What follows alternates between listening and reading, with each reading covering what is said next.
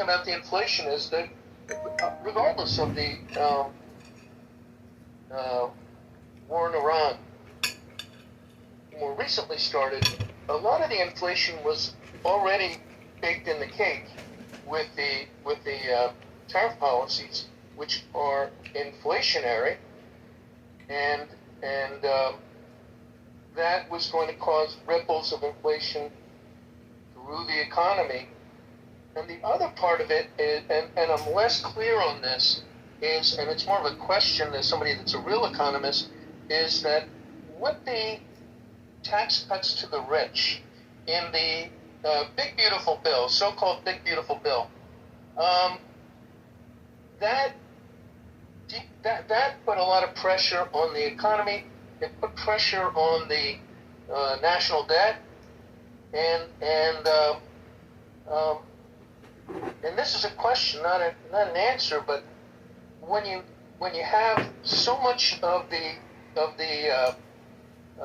wealth of the burden of the country that being disproportionately put onto the middle class and poorer Americans, really the middle class, because of this Big Beautiful Bill giving tax cuts to the rich, is that inflationary? And that may be a factor that I certainly don't have an answer to, but it's a question maybe somebody else can answer.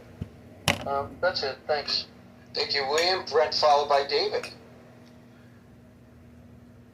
So I kind of agree that the president is in marketing. I just think the Democratic Party has successfully hired him. That comment will be on every TV ad known to earth. And the reason it is effective is because, one, inflation is going up. Two, the numbers on inflation in the economy for the president are poisonous. Consumer sentiment is at its lowest level ever, and kind of the third reason is because, you mentioned previous presidents taking credit for the economy, and they perhaps have nothing to do with it.